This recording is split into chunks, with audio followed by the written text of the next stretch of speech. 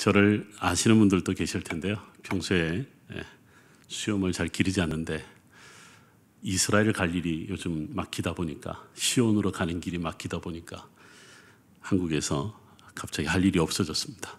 그러다 보니 수염 기르는 일이 제 일이 되어버렸는데, 그래도 오늘 귀한 자리에 오늘 시온으로 가는 길, 이 말씀으로 함께 여러분들과 나눌 수 있는 특별한 시간을 주셔서 감사하고 하나님께 영광을 올려드립니다.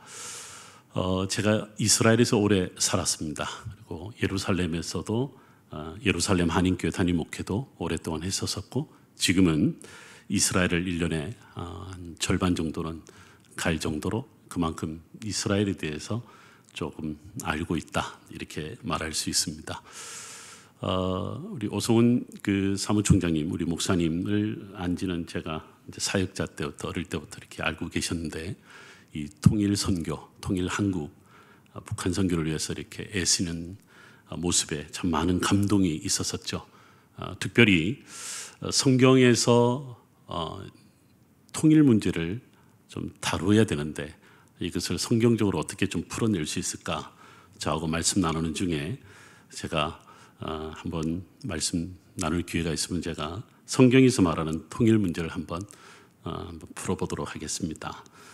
그런 마음으로 오늘 여러분들과 말씀을 나누게 됩니다. 우선 우리 인터넷으로 계신 분들, 우리 서로 인사 한번 하겠습니다. 이스라엘에서도 이렇게 인사를 하고 한국에서도 저를 만나면 꼭 이렇게 인사하는데요. 우리 샬롬 인사 한번 하겠습니다. 샬롬. 반가우면 한 번으로 그치지 않고 두 번을 합니다. 혹시 옆에 계시는 분들이 있으시면 서로에게 샬롬 두 번을 인사 한번 하시면 좋겠습니다. 샬롬 샬롬. 진짜 반가우면 세 번을 합니다. 한번 해볼까요? 샬롬 샬롬 샬롬. 이 정도는 해야 우리가 샬롬을 이야기를 할 수가 있습니다. 근데 제가 이 샬롬이라는 단어 워낙 유명하니까 많은 분들이 이야기를 합니다만, 이 샬롬이라는 단어가 예루살렘이란 말 안에 들어가 있는 것은 잘 알고 계십니다. 근데 예루살렘의 뜻이 무엇입니까? 라고 이제 물어보면 이 샬롬이 들어가 있는 그 때문에 평화의 도시, 이렇게 많이 알려져 있죠. 그러나 실제로 유대인들은 평화의 도시라고 말을 하지 않습니다. 제가 이제 이스라엘에서 공부를 할 때 제 지도 교수님이 랍비셨는데, 이 선생님이 하시는 말씀이 제게 굉장히 인상 깊게 남아 있습니다. 예루살렘, 예루라는 말은 히브리어로 두려워하라라는 뜻을 갖고 있고, 그리고 살렘은 샬롬, 즉 평화. 이 뜻을 어떻게 해석을 하냐면 여호와를 두려워하라. 그리하면 이 땅에 평화가 있을 것이다. 열방을 하나님이 모으시는 때가 있다. 그때를 여호와의 때다. 특별히 우리 많은 예언서에서 이 말씀을 풀어내고 있죠. 근데 언제 하나님이 이 땅으로 다시 돌아가게 하느냐? 여호와의 이름을 찬양하고 여호와께 예배할 때 하나님께서 그 길을 통하여서 샬롬을 허락할 것이다. 여호와를 두려워하지 않으면 이 땅에 평화가 없을 것이다. 저에게 통일 문제를 이야기하는, 저는 전문가가 전혀 아닙니다만, 성경은 이 통일을 샬롬으로 말할 수 있고, 이 샬롬은 바로 하나님과 우리의 관계가 회복될 때 이 땅에 샬롬이 이루어진다. 이것이 바로 성경에서 말하는 바로 평화의 문제, 통일의 문제라고 그렇게 믿고 있죠. 오늘 제가 이 본문을 선택한 이유가 있어요. 예루살렘이라고 하는, 다윗과 예루살렘이 서로 만나는 최초의 본문이기 때문에 그렇습니다. 예루살렘 그러면 다윗성이라고도 이야기를 하죠. 그리고 이 다윗성을 뭐라고 불렀냐면 사무엘하 6장, 그 다음 장을 보면 시온산성, 5장과 6장에서 그렇게 표현을 합니다. 시온산성, 드디어 시온이란 이름이 이곳에 등장을 합니다. 그래서 예루살렘을 다른 말로 다윗성 혹은 시온산성, 이렇게 이야기를 하는 거죠. 성경학자인 저에게는 늘 질문이 있어요. 왜 하필 예루살렘일까라고 하는 부분입니다. 예루살렘이란 이름, 히브리어로 음력을 해서 평화의 도시 혹은 두려워하라 그래야면 평화가 이루어질 것이다 이야기를 하지만 예루살렘이란 이름 자체는 가나안 시대 여부스족이 살았던 여부스의 언어였어요. 좀 더 정확하게 말하면 고대 문헌에 보면 우르살렘을 비롯해서 다양한 그 언어로 불려졌던 이름인데 이것이 이스라엘 사람들에게는 예루살렘이라는 이름으로 음력을 해서 불리게 된 거죠. 예루살렘 이전에는 예루살렘이라는 단어가 창세기에 살렘왕 멜기세덱 할 때 그 외에는 전혀 등장하지 않습니다. 물론 여호수아서 15장에 유다 지파에게 주어진 땅 이름 할 때 예루살렘이 등장하지만 실제로 예루살렘이라는 이름은 다윗이 등장할 때는 역사의 중심에 서지 못한 땅이었어요. 그래서 성경학자들은 왜 예루살렘일까? 예루살렘 이전에 이스라엘 백성에게, 이스라엘 자손에게, 아니 아브라함에게 더 중요한 장소들이 있었거든요. 잘 아시는 대로 세겜, 베델, 헤브론, 또 하나 빠질 수 없는 이름이 있죠.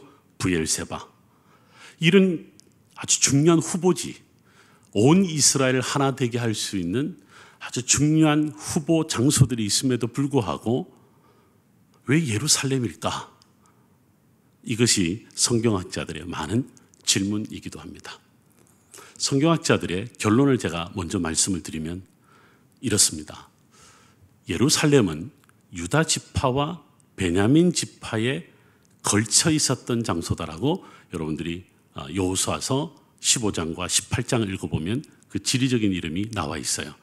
예루살렘은 유다 지파에도 속했다는 말이 나오고 그 다음에 베냐민 지파에도 속했다 이렇게도 나타납니다. 그러니까 우리가 보통 유다 지파에 속했다라고 알고 있었고 유다 땅의 핵심적인 도시 그렇게 알고 있지만 베냐민 지파에도 등장을 하고 있는 거죠. 그래서 우리가 무슨 이야기를 하냐면 예루살렘 성을 중심으로 남쪽은 유다 지파, 그 다음에 예루살렘 성을 중심으로 북쪽은 베냐민 지파. 예루살렘 성 자체는 점령하지 못한 여부스족이 사는 땅 이렇게 보는 거죠. 그런데 다윗이 이 예루살렘을 수도로 정했다라고 하는 것이 뭐냐면 오늘 본문에서 여러분들이 그 잘 읽어보면 몇 가지 중요한 키워드가 있습니다. 1절에 보면 이스라엘 모든 지파가 헤브론에 있는 다윗을 찾아왔어요. 여러분 이스라엘 모든 지파는 우리 5절에 보면 온 이스라엘과 유다라는 말로 다시 한번 반복되면서 다른 표현으로 나옵니다. 같은 소위 메시지인데 하나는 이스라엘 모든 지파 그리고 5절에는 온 이스라엘과 유다가 예루살렘으로 모였다라는 의미로 이야기를 할 수 있습니다. 역사를 조금 공부하다 보면 혼돈될 때가 많이 있어요. 여러분 다윗이 지금 등장할 때는 여러분 누가 왕이 되었었죠? 원래는 사울이었고 그리고 다윗이었습니다. 사울과 다윗과 솔로몬은 나라가 쪼개지지 않은 통일 왕국 시대예요. 그러다 이 통일 왕국 시대니까 분열 왕국 시대가 아닌 거죠. 그런데 5절에 있는 온 이스라엘과 유다라는 말 때문에 우리가 무슨 착각을 하냐면 오해를 하냐면 북이스라엘과 남유다가 나눠진 것처럼 역사가 오버랩돼서 오해를 하는 경우가 있습니다. 다윗 때는 나라가 쪼개지지 않은 통일 왕국 시대였어요. 통일 왕국 시대인데 사람 때문에 나눠져 있었어요. 땅이 나눠진 것도 아니고 지파가 나눠진 것도 아니고 나라가 나눠진 것도 아닌데 두 사람 때문에 나눠져 있었습니다. 그게 바로 사울이고 다윗이었습니다. 사울이란 사람, 사무엘상에서 보여지는 사울이란 사람 우리 너무 잘 알고 있어요. 너무 잘 알고 있는데 하나님 그를 왕을 세운 것을 후회했다. 하나님의 뜻을 쫓지 않았던 사울을 잘 아시는 분은 알겠지만 대단한 사람이에요. 이스라엘이 전혀 상대할 수 없는 암몬 족속을 이기고 블레셋과 싸울 정도의 대단한 군사적 파워를 가지고 있었던 사람이에요. 한때는 예언하는 사람이라고도 등장을 하는 이 사람이 여호와의 길을 걷지 않았다. 그런데 사람들은 그를 왕으로 세웠고 그를 쫓는 사람들이 많았던 거죠. 그런데 하나님은 사울을 결국 놓아버릴 수밖에 없었고 사울을 대신하는 다윗을 선택하게 됩니다. 요즘 말로 말하면 살아있는 권력이 있음에도 불구하고 또 다른 한 사람을 세운 거나 같은 거죠. 그래서 다윗은 도망을 다닐 수밖에 없는 거죠. 아웃사이더로 뱅뱅 돌 수밖에 없습니다. 여러분 잘 아는 아둘람굴을 비롯해서 저 남쪽의 바란 광야, 그 출애굽 여정에서 40년을 보냈던 그 광야, 바란 광야로 쫓겨나고 오늘날 이스라엘의 마사다라고 알려져 있는 그 나의 요새라는 뜻을 가진 그 유대 광야에도 쫓겨나고 모압 땅으로도 가고 계속 도망 다녔던 우리는 다윗을 너무나 잘 알고 있습니다. 사울의 시대가 지나고 난 다음에 다윗 시대에 이르렀을 때 이미 나라는 하나였음에도 불구하고 찢어질 대로 다 찢어진 거예요. 마음도 흩어져 버렸고 백성들도 겨우 이 지파가 한 나라를 통해서 하나 되어 가는데 이것들이 다 흩어져 버린 거죠. 근데 다윗이 왕이 됐습니다. 하나님이 선택한 사람. 이 다윗이 왕이 되었을 때 이스라엘 모든 지파, 이제 사울 때문에 흩어졌던 이 지파가 아니라 이스라엘 모든 지파가 다윗을 찾아간 거예요. 우리에게 왕이 되어 주십시오. 가나안 땅을 정복하고 정착하면서 우리는 사사시대를 겪었습니다. 그 사사들이 다스린 시대에 우리 12개 지파는 그렇게 많이 싸워서 결국은 왕을 달라 했고 왕이 잘 다스릴 줄 알았었는데 그 첫 번째 왕이었던 사울이 나라를 이렇게 만들었습니다. 이제 이 민족을 하나 되게 할 수 있는 사람, 사람들이 이제 옥립해서 세운 사람이 아니라 하나님이 세운 사람, 우리는 다윗 앞에 우리의 모든 마음을 모으겠습니다. 근데 헤브론이 왔잖아요. 그럼 헤브론이 수도가 돼야 되겠죠. 헤브론은 굉장히 중요한 신앙적인 의미가 있는 곳인데 그럼에도 불구하고 헤브론이 아니라 가나안 사람들이 살고 있는 예루살렘을 수도로 정한 이 이유에 대해서 성경의 역사학자들이나 고고학자들이나 성경 지리학자들이 뭐라고 그러냐면 어느 지파에도 속하지 않은 땅, 예루살렘을 선택한 겁니다. 모든 지파를 하나 되게 할 수 있는 땅. 이제는 새로운 땅이 필요했다. 그것이 바로 예루살렘이다라고 모든 학자들이, 목회자들이 말하고 있습니다. 그야말로 모든 지파가 여호와를 두려워함으로 이제 평화를 이루었다. 이것이 오늘 시온으로 가는 길의 첫 번째 주제가 됩니다. 다윗을 통해서 흩어진 모든 백성들을 하나 되게 했고 전혀 역사적으로 중요하지 않았던, 신앙적으로 중요하지 않았던 가나안 땅 예루살렘을 선택한 것은 이 민족을 하나 되게 하기 위한 하나님의 길이었다라는 것을 오늘 우리는 먼저 생각을 해봅니다. 제가요, 대학에서나 또 세미나에서 성서 지리를 가르칠 때가 있습니다. 이스라엘이 어디냐? 요즘 이스라엘이 어딘지 모르는 사람이 없습니다. 다 압니다. 그런데 쉽게 설명하기 위해서 제 큰 얼굴을 가지고 설명할 때가 있습니다. 여러분들도 제 얼굴 카메라 때문에 작아 보이나까? 네, 어쨌든 큽니다. 이 큰데 혹시 제 얼굴을 아시아라고 생각을 해보십시오. 저한테 강의 들은 사람들은 제 얼굴을 자주 봤을 겁니다. 이 아시아가 동쪽 끝에 살아가는 조국 대한민국이 있습니다. 아시아 서쪽 끝에 이스라엘이 있습니다. 이스라엘도 우리가 보통 세계 지도에서 서아시아라고 말합니다. 같은 아시아인데 하나는 동아시아 끄트머리에, 하나는 서아시아 끄트머리에. 요즘은요, 대한항공이 이 코로나 이전에는 일주일에 3차례 난스톱으로 여기에서 여기까지 12시간이면 날아갑니다. 정말 세상 좋아졌죠. 그래서 성지순례객들이 많은 분들이 이 루트를 이용해서 갑니다. 그런데 한 번쯤 생각해 보십시오. 아시아 대륙의 동쪽 끝에서 서쪽 끝까지 날아간다.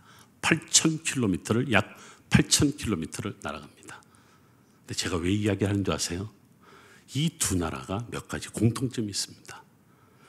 조용할 날이 없는 땅들입니다. 보세요. 고대 이스라엘에는 이 지중해 바다를 중심으로 히타이트가 있었고, 북쪽은 오늘날 터키 땅이죠. 남쪽은 이집트가 있었고, 동쪽에는 메소포타미아가 있었습니다. 우리가 있는 이 태평양을 끼고 있는 우리나라는 어떻습니까? 주변에 열강들이 둘러치고 있습니다.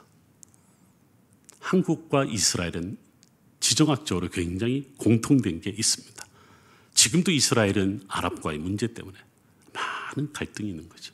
우리도 지금 여전히 우리도 마찬가지인 거예요. 그러다 보니까 우리는 이스라엘을 좀 이해하는 것 같아요. 역사적으로. 어떤 부분인 줄 아세요?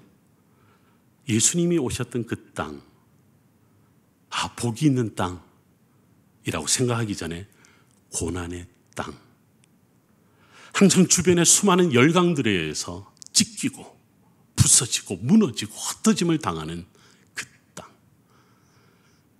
우리 살아가는 조국 대한민국도 남과 북이 나눠져 있는 찢겨진 땅, 언제 하나 될 수 있을런지 오늘 우리 통일 기도회 하는 것처럼 그 소망을 가지고 얼마나 기도하고 있습니까? 이를 위해 얼마나 많은 분들이 헌신하고 있습니까?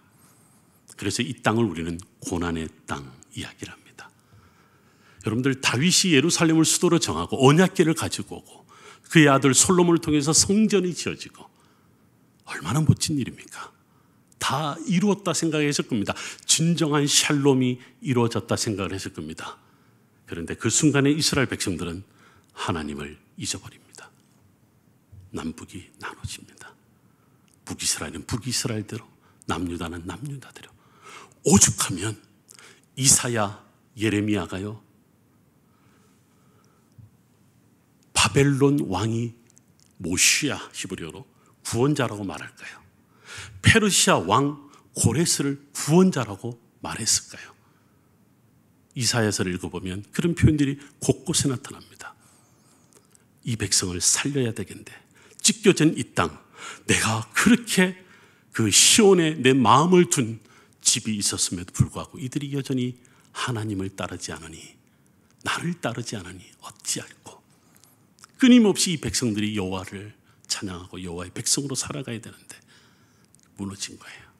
그래서 바벨론을 통해서, 그리고 고레스 왕 즉 페르시아를 통해서, 그 이 나중에는 알렉산더 대왕을 통해서, 나중에 로마의 총독과 헤로드 왕을 통해서 끊임없이 이 땅은 고난 가운데 하나님이 두게 되시고, 그 고난 가운데 이스라엘 백성들을 살려내는 것을 볼 수 있습니다.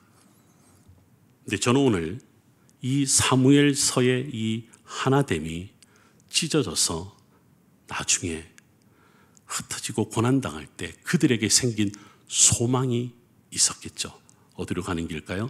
시온으로 돌아가는 길에 대한 이야기를 조금 더 여러분들과 나눠보려고 합니다. 여러분들 저와 성경을 같이 한번 찾아보면 좋겠습니다. 어디를 찾아보냐면 시편 38편입니다. 시편 38편 1절, 2절, 3절 이렇게 읽다 보면 유명한 성경 구절들이 등장을 합니다.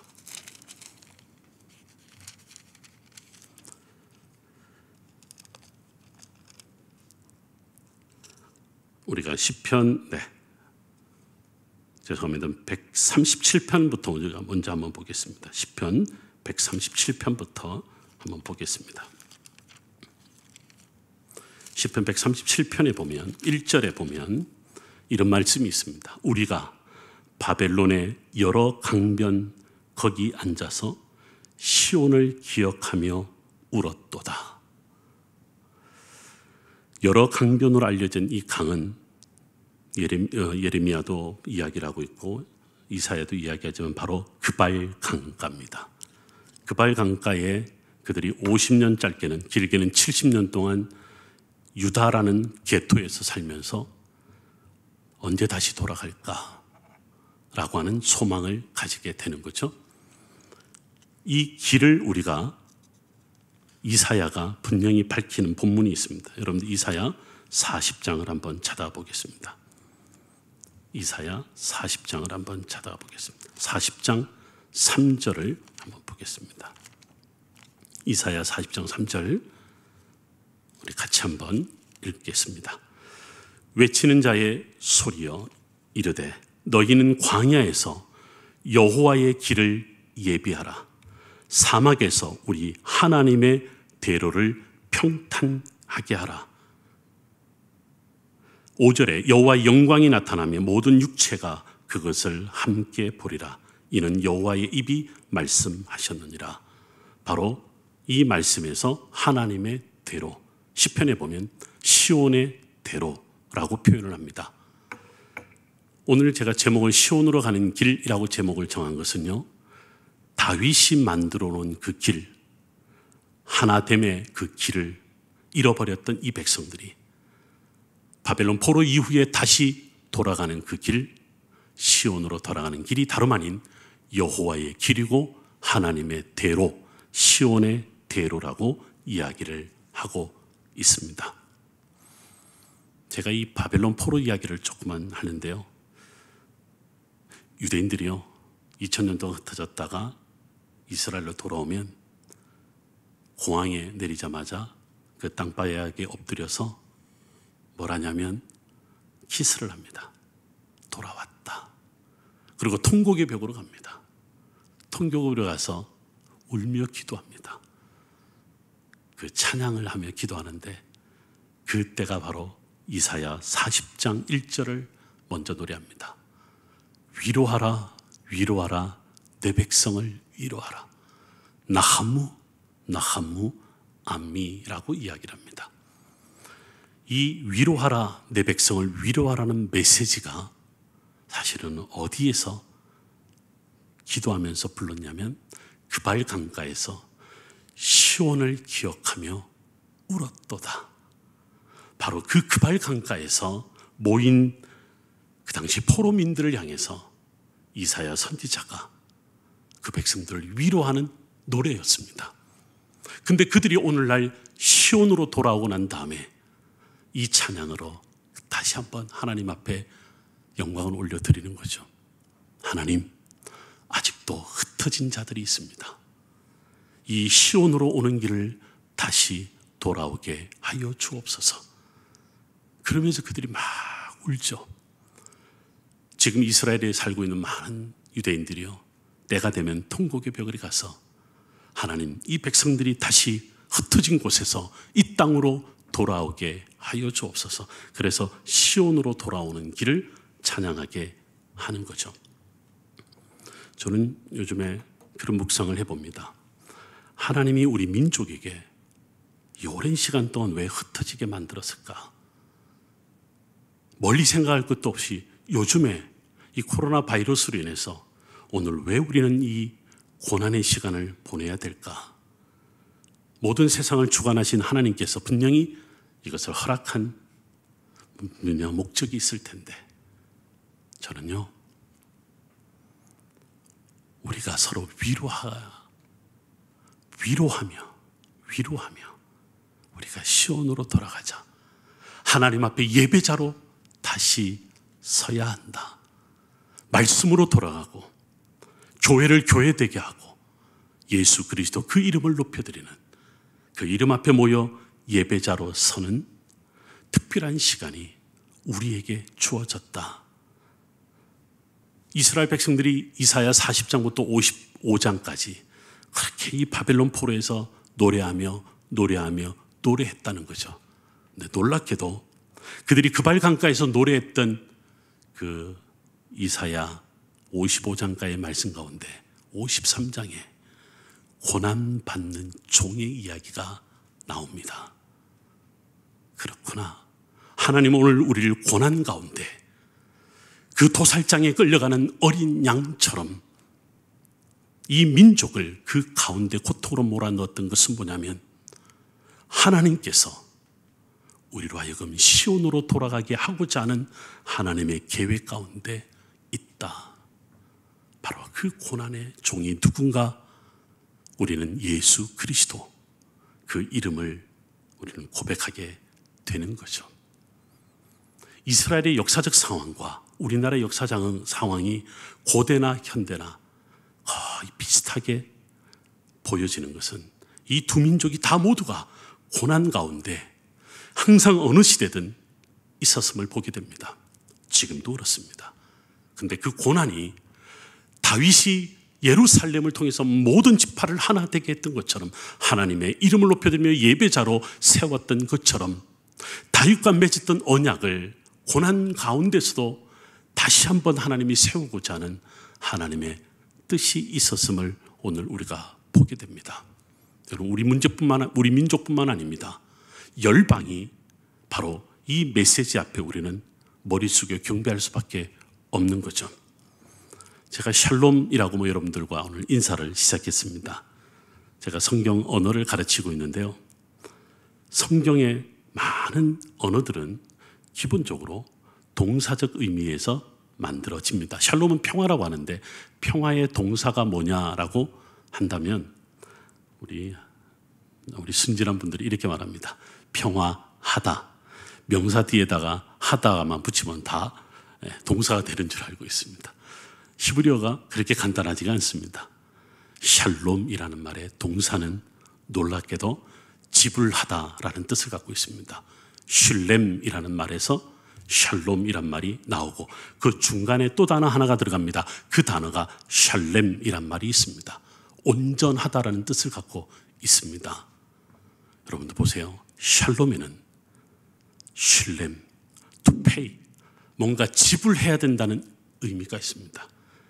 평화로 가는 길, 통일로 가는 길, 시온으로 온 민족이 하나 되는 데는 우리가 지불해야 되는 것이 있다.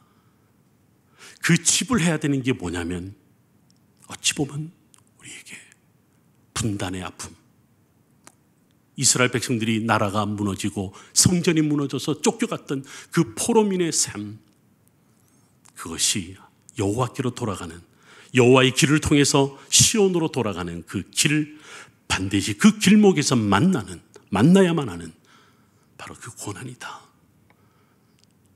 그런데요, 흥미로운 게 하나 있습니다. 예수님은 우리를 위하여 당신 스스로가 지불해 주셨습니다.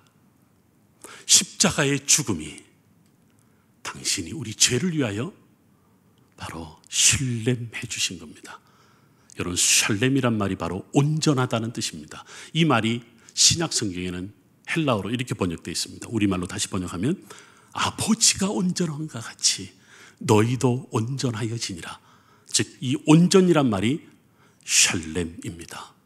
예수 그리스도가 슐렘함으로 하나님과 우리의 관계가 샬렘해지고 온전해지고 결과적으로 우리에게 찾아오는 게 뭐냐? 샬롬이다라는 겁니다. 여러분, 우리가 통일 문제를 이야기하면서 왜 기독교 신앙이 필요하냐고요? 여러분, 그런 이야기 하지 마십시오. 저는 예루살렘에서 목회하는 내내 이스라엘과 팔레스타인의 평화를 위해서 기도할 때마다 하나님, 저들은 정치적인 논리로 국제 외교 관계에서 절대 풀 수 없습니다. 예수 그리스도의 십자가의 은혜만이 이 두 민족이 하나 될 수 있습니다.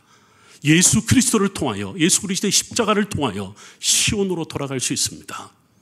오늘날 저 유대인들은 예루살렘 성전이 지어지고 유대인들이 돌아오면 샬롬이라고 말하죠. 유대인들에게는 맞는 말입니다. 그런데 우리에게는 그곳에 예수 그리스도 그 이름이 선포될 때에 이스라엘과 팔레스타인이 하나 되고, 오늘 여러분 광야가 사막에 물이 흐르고 꽃이 피고, 여러분 하나님이 왜 이런 이야기를 우리에게 줄까요? 특히 이사야 53장에서 왜 그 고난이라는 이야기를 말할까요? 왜 그분이 예수 그리스도라고 말을 할까요?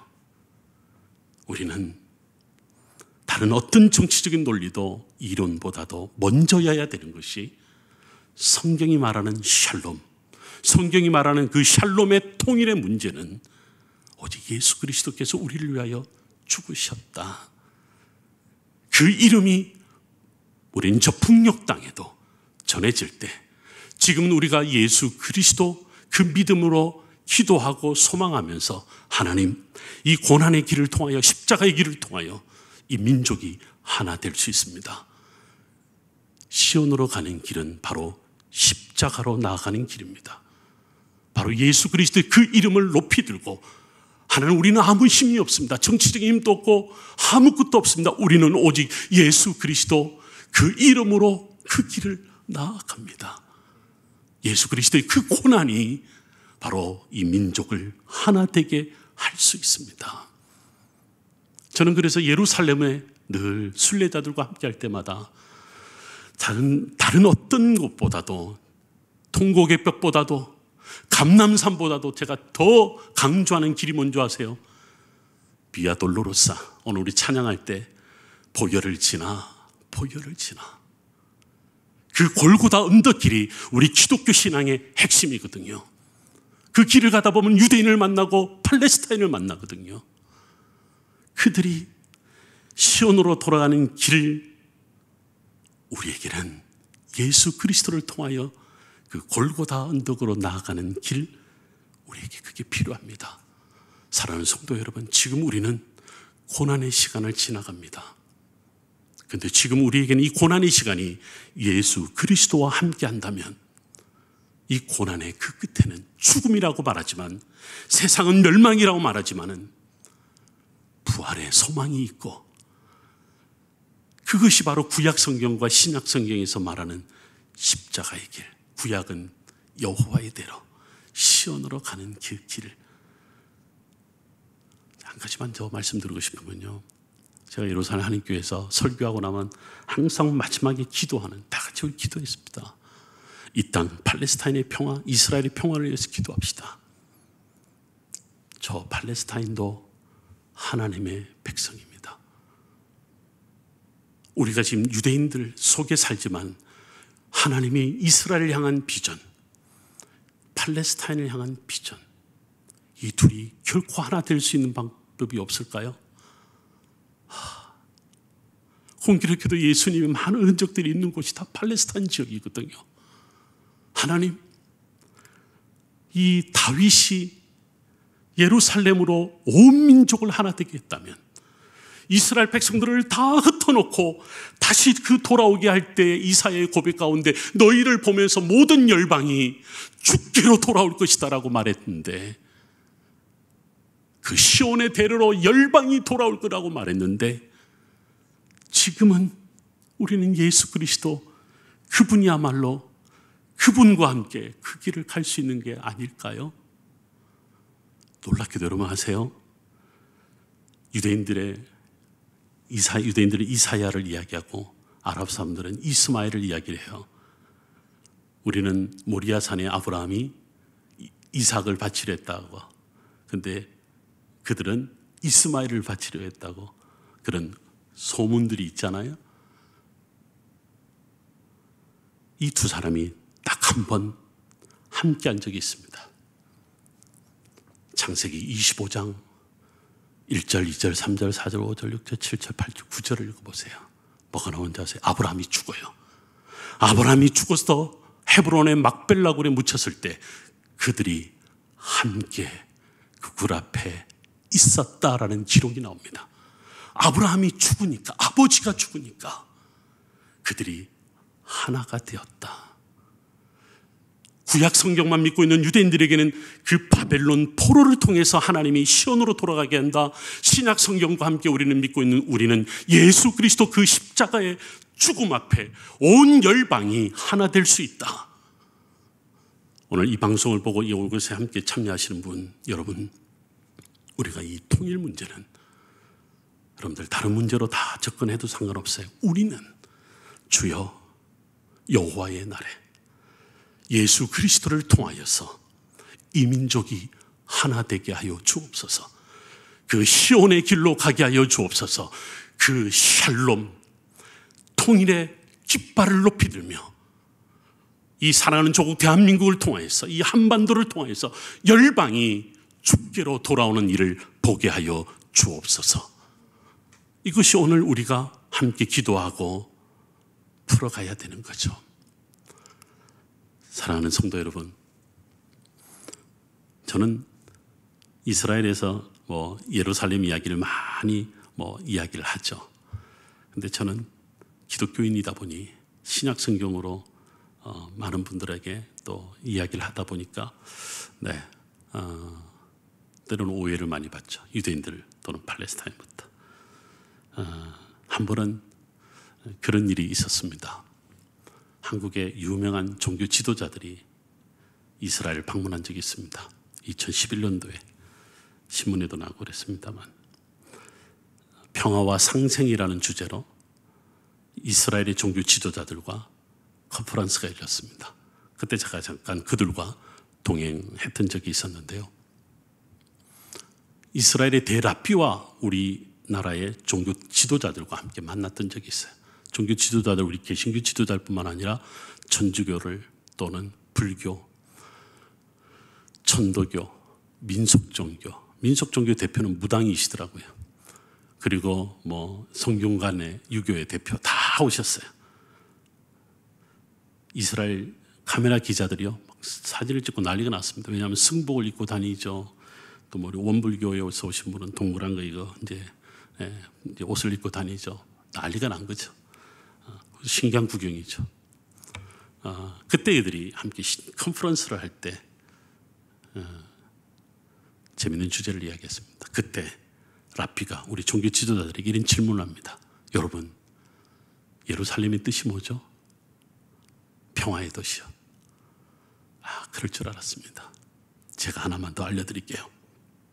이때 이 선생님이 아까 제가 말했던 이야기를 똑같이 말하는 거예요. 평화요? 여러분들은 평화를 말할 때 어떻게 말합니까? 여러분들은 정치인이 아니고 종교인들이니까 각 종교별로 평화 다 이야기를 하죠. 대한민국은 통일 문제 이야기를 하겠죠. 우리는 지금 주변의 아랍 국가들과의 평화 문제가 심각합니다. 그런데요, 우리는 한 가지만 기억합니다. 이분이 벌떡 일어났으더만 갑자기 우리는 하나님을 찬양하고 하나님을 두려워하면 이 땅에 평화가 이루어집니다. 이 이야기를 하는 거예요. 근데 제가 아까 했던 이야기를 왜 반복하냐면, 이분이 이야기를 하고 난 다음에 제가 옆에 살짝 가서, 선생님, 제가 어느 랍비의 제자 누구누구입니다. 이분이 제 선생님의 또 선생님이기도 해요.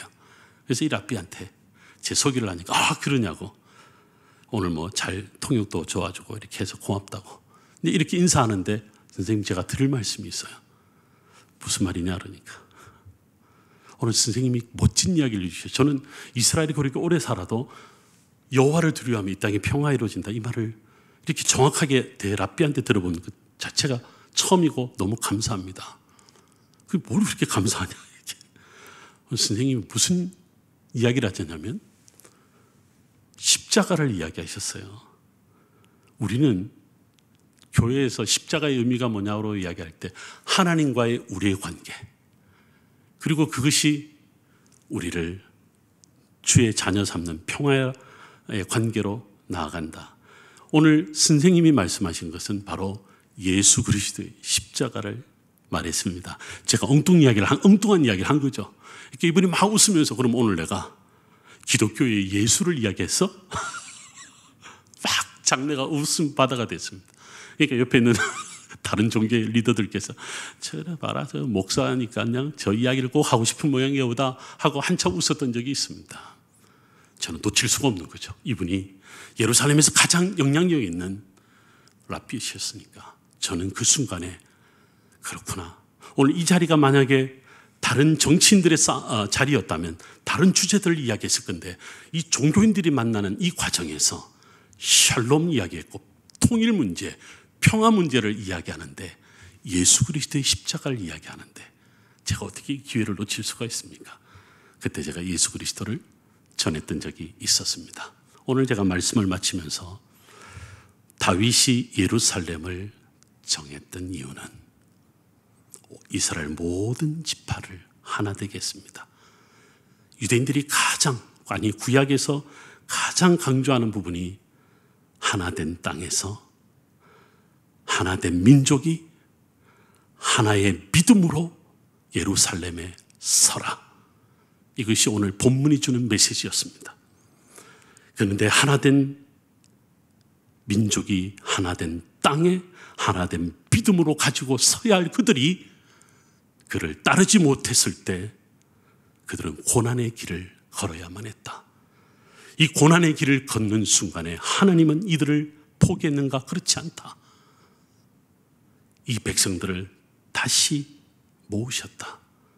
그것이 예레미야 31장 31절에 새 언약이라는 표현으로 그때도 또다시 이스라엘과 유다를 언급하며 북이스라엘과 남유다, 북이스라엘은 버림받은 땅이 아니고 남유다만 선택한 땅이 아니라 모든 민족이 하나님의 백성인 잃어버린 백성이 이제 내가 새 언약으로 함께 하겠다.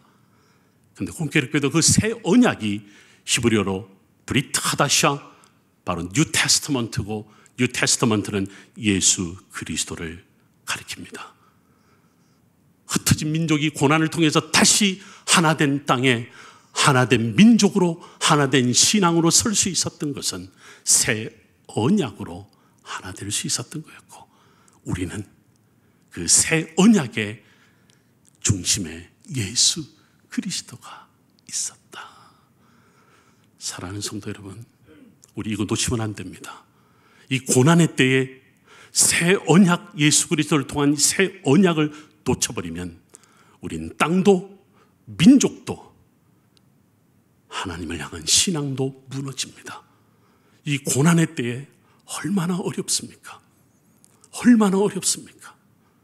모든 것들이 무너지는 이 어려운 시기에 우리 이 믿음, 시온으로 돌아가는 길, 십자가로 돌아가는 길, 예수 그리스도와 함께 가는 길을 놓치지 마시고 끝까지 달려갈 길 달려가시기를 축원하고 축복하고, 특별히 우리 주빌리 통일구국 기도 가운데 하나님의 놀라운 기름 부으심을 그리고 놀라운 열매가 이 땅에도 저 북녘 땅에도 사랑하는 조국 대한민국 땅에 넘쳐나기를 간절히 소망합니다. 기도하겠습니다. 하나님 감사합니다. 오늘 이곳에 우리를 기도자로 불러주셔서 예배자로 불러주셔서 얼마나 감사한지요.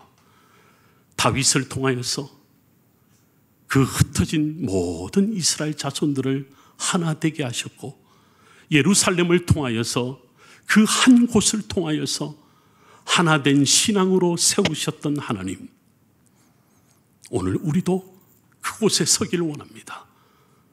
우리는 그 길이 주님과 동행하는 길임을 우리는 알고 있습니다. 사랑하는 조국 대한민국 땅에, 이 한반도 땅에 주의 샬롬을 통하여 통일의 그 길이 앞당겨질 수 있도록 시온의 대로가 열리게 하여 주시옵소서. 하나님의 대로를 열어 주시옵소서. 감사를 드리며 예수님 이름으로 기도드리옵나이다. 아멘.